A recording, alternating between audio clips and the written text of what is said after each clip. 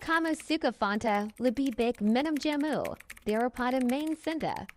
Lebih baik menuntut ilmu. Assalamualaikum warahmatullahi wabarakatuh. Nama saya Marivaldi dari kelompok 2. Di sini saya akan menjelaskan sejarah perkembangan Islam di Sunda Kelapa. Islam pertama kali masuk ke Jakarta pada abad ke-15, yaitu saat wilayah ini masih bernama Sunda Kelapa dan berada di bawah kekuasaan kerajaan Sunda Pajajaran. Menurut kebudayaan Betawi, Ridwan Saidi penyebar agama Islam pertama di wilayah ini adalah Syekh Hasanuddin atau bisa disebut dengan Syekh Gura, yang datang dari Syam yang menikah dengan penduduk setempat dan mendirikan pondok pesantren Guro pada tahun 1428 di Tanjung Pura, Karawang. Selanjutnya penyebaran Islam juga dilakukan oleh para penak Pajajaran yang telah memeluk Islam serta para pendatang baik dari wilayah Nusantara lainnya maupun para pedagang Muslim asal Cina, Barat dan Arab. Nah, inilah gambarnya. Assalamualaikum warahmatullahi wabarakatuh. Nama saya Dairan Fadil Mulzam dari kelompok 2. Di sini saya akan menjelaskan sejarah perkembangan Islam di Jayakarta. Pada tahun 1527, Kesultanan Demak mengalahkan kerajaan Sunda dan menjadikan wilayah Sunda Kelapa sebagai bagian dari kesultanan. Kesultanan Demak kemudian mengubah nama Sunda Kelapa menjadi Jayakarta, yang berarti kota kemenangan. Pada tahun 1529, Kesultanan Banten yang berada di barat Jakarta mulai memperluas wilayah ke timur dan memasuki Jayakarta. Pada tahun 1570, Kesultanan Banten membangun benteng di Muara Ciliwung yang kemudian dinamakan Benteng Spelwitz. Di bawah pemerintahan Sultan Agung Tirtayasa, Kesultanan Banten semakin kuat dan memperluas kekuasaan ke seluruh wilayah Jakarta. Islam semakin berkembang di Jakarta dan menjadi agama mayoritas di sana. Beberapa masjid dan makam ulama dibangun di Jakarta sebagai pusat ibadah dan dakwah Islam. Dan ini patut. Assalamualaikum warahmatullahi wabarakatuh. Nama saya Muhammad Ryan Barok dari kelompok 2. Saya akan menjelaskan sejarah perkembangan Islam di Batavia.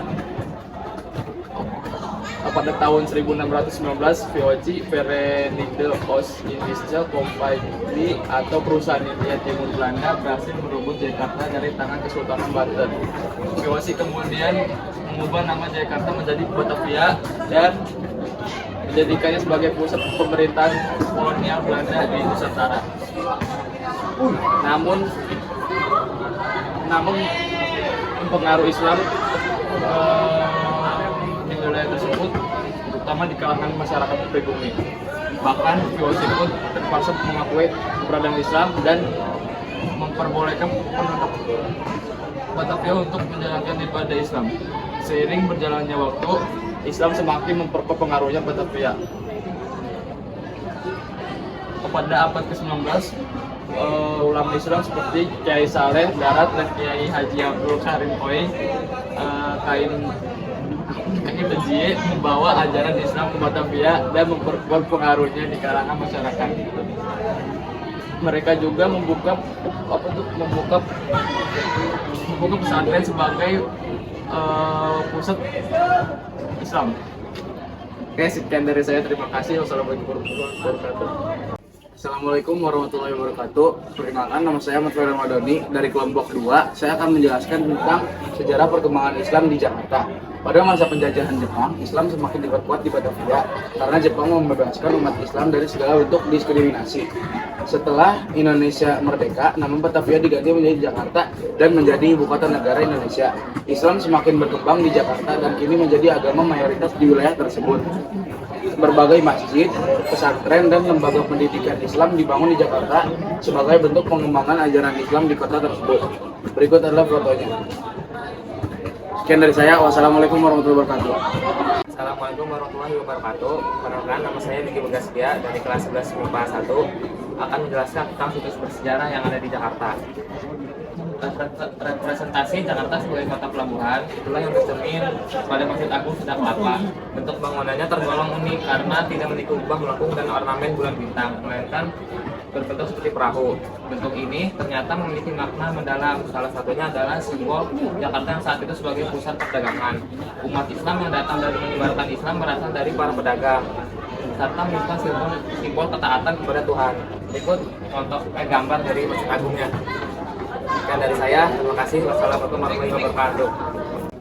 Assalamualaikum warahmatullahi wabarakatuh. Perkenalkan, nama saya Nugraha Setia Ramadan. Saya dari kelompok perkembangan agama Islam di Jakarta. Ini saya akan menjelaskan situs bersejarah Masjid Istiqlal. Masjid Istiqlal, masjid terbesar di Indonesia. Arti dari Istiqlal adalah merdeka. Sebenarnya sejarah menarik mengapa namanya Indonesia, yaitu sebagai simbol bahwa Indonesia sudah merdeka dari penjajahan kolonial Belanda. Masjid Istiqlal memiliki beberapa bagian dan fasilitas yang lengkap seperti kantin, food court, perpustakaan, poliklinik umum, madrasah, dan tempat ibadah. Selain kelengkapan fasilitas, juga sering mengadakan kajian sehingga pengunjung bisa meningkatkan spiritualnya. Dan di sini pun ada gambarnya. Di sini saya akan menjelaskan Masjid Jami Keramat Luar Batang. Masjid ini adalah sebuah peninggalan bersejarah dan termasuk salah satu masjid tua di Jakarta.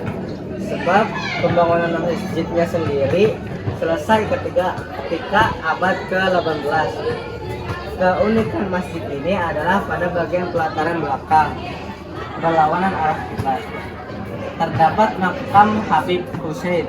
Beliau adalah tokoh ulama yang menyebarkan ajaran Islam di Batavia, nama Jakarta saat itu, dan menentang keras penjajahan Belanda. Di sini ada fotonya. Dan cukup sekian dari saya, kurang lebihnya mohon maaf. Wassalamualaikum warahmatullahi wabarakatuh.